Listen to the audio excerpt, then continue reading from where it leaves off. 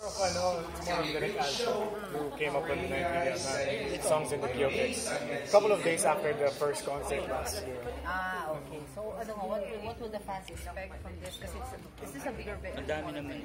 It's a bigger venue. Okay. And just expect na very personal tong concert na to. That's why it's called The Songs in the Kyokex. And yung lineup namin dito, pinag-isipan to from last year pa. We took out so many songs and puro kumaga ping-pong kami ng ideas and it's never-ending brainstorm. Para sa kanila talaga, sa lahat ng manonood. Sabi ko nga kanina, bubusugin namin ang tenga ninyo dahil when it comes to yung mga musikero pa lang namin dito, talagang kumpletong. And ilang instruments ang ito-play mo? Nako, wala pa akong hindi ko na sasabihin pero definitely nakahawakan ng mga instrumento dito sa concert. Okay.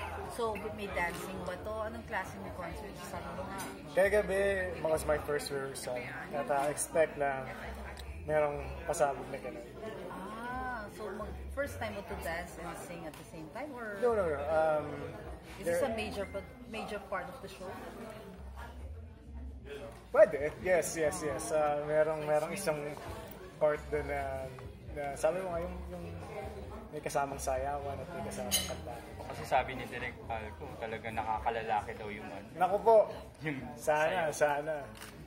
Ang market nito, syempre, kung nakakalaki yan, the matrons, yung mga nandun talagang those who can afford to go to Soleil, di ba? Yeah, well, I'm just so grateful na nabigyan ako ng chance to perform in that venue.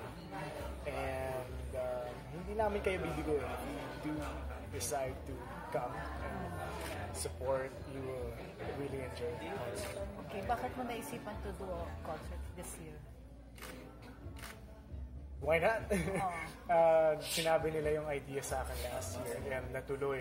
Sabi nila, well, do you wanna do another concert? Sabi ko, of course. Dahil sino ba namang hindi gustong, well, for me, kasi yun talagang gusto kong gawin. And after nung sinabi nila sa akin, hindi ako makatulog for a couple of days. At matutuloy kaya. Finally, ito na. So yeah, it's just a privilege. And hindi kasi lahat nabibigyan ng ganitong moments. So the TMC, the fans are the one who gives Yes, Cat G. Okay. And ang sinasabi is because there are not much projects on television and that's why they want. No naman po. It's more of kung hindi ka mabigyan ng pagkakataon, we can also we will give you this. Itong regalo namin para sa iyo. Pero gaano kaano sila sa pag-produce ng concert? Yung gaano kalaking kaalaman nila? From 2015, nag-produce po sila in New York.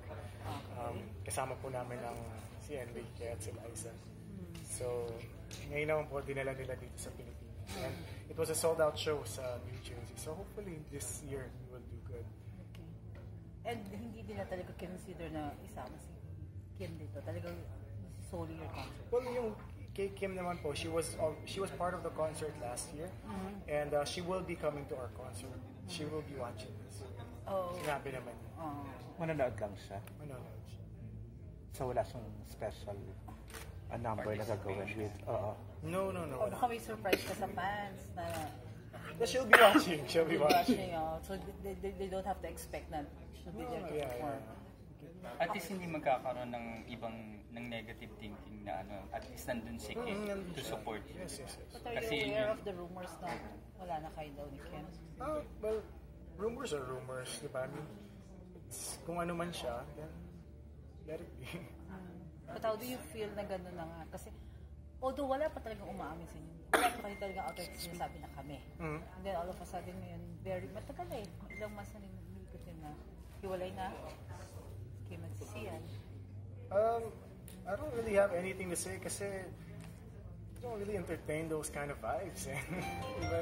Wala naman kasing walang patutunguhan yung mga ganyang unwanted comments. So to clear this issue, ano talaga ang status niya? Because I don't know, it's still the same. It's not, yun pa rin.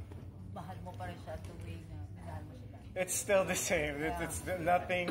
Kung ano man yung mga pinagsasabihan ng tao, then let it be. If that's their belief, then okay, that's their So parang yung assurance ni Kim na pupunta siya doon sa concert, it means na wala talagang problema.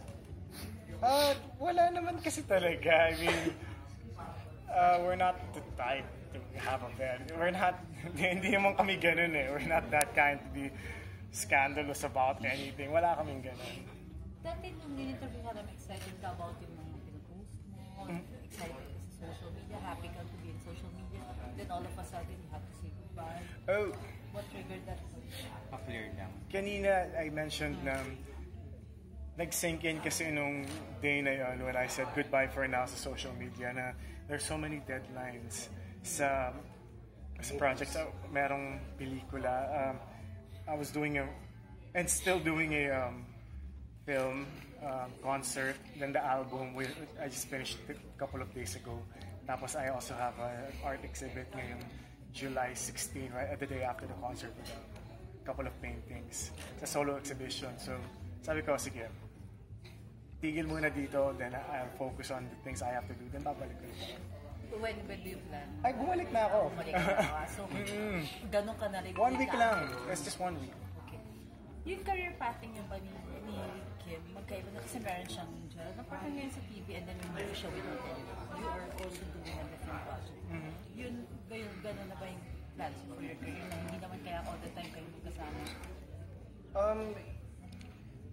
When it comes to getting projects, hindi naman, I mean, nabibigyan lang po kami ng proyekto and yun lang po yun. It's more of the management who decides kung sino kung anong nababagay na proyekto sa amin. But, syempre, it doesn't really matter kung magkatrabaho kami ngayon at hindi kami magkatrabaho ngayon.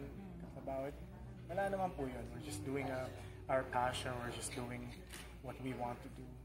Or namimiss na rin nila siguro din yung movies like the one you did with yung talagang required is galing mo doon. Na umangat ang Meron ka bang acting ginagawa prowess. Yes. Ngayon po we have a movie sa Star Cinema. It's with Colleen.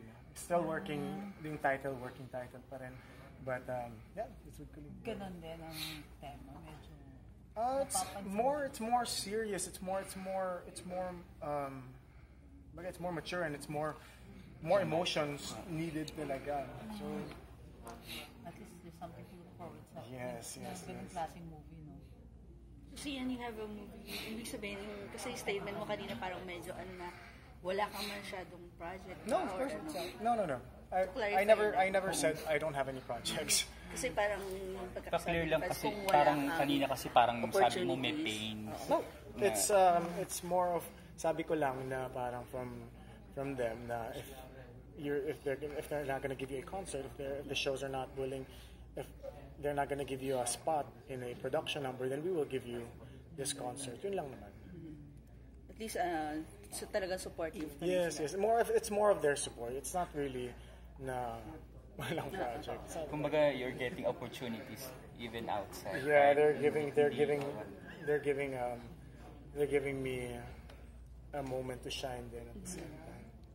Hindi ba masyadong malalagyan palang kulay yung kasi since walang Kim na magpe-perform o walang surprise dahil kakaroon lalo ng kulay dun sa issue ng hiwalayan. Ay, hindi kasi namin dinudwell yung mga issues eh. We don't really focus on that. Hindi naman po doon umiikot ang production, hindi naman po doon umiikot ang pagiging creative ko. Ano lang. But ano lang ang mensahe mo sa tao regarding dito sa pinapatong issue sa inyo actually? Tungkol sa, wala naman. Kasi hindi ko pa po naririnig yung issue na ganun eh. So, I don't really have wala akong reaction doon. Wala. So yan, last na for me. Yung different path ng career nyo. Kamusta yung para sa yung ganung path na magkahiwalay kayo ni Kim How are ngayon? you accepting it ngayon? Still the Mas same. okay- mas okay It's ba the sa'yo same. yung ganun? Wala naman sa mas okay. It's the same. It's the same. Hindi siya, it's nothing, hindi naman po sa better than the other. Wala naman. Pero syempre, namimiss mo siya katrabaho. Of course, oo naman. But, di ba, getting sa mga projects naman namin, hindi naman kailangan na, di ba, hindi naman kailangan na kami palagi ang magkasama sa trabaho. And eventually din naman, magkakaroon din naman kami ng projects eventually. And hopefully. Okay, thank you. Yes. Thank you. Thank you.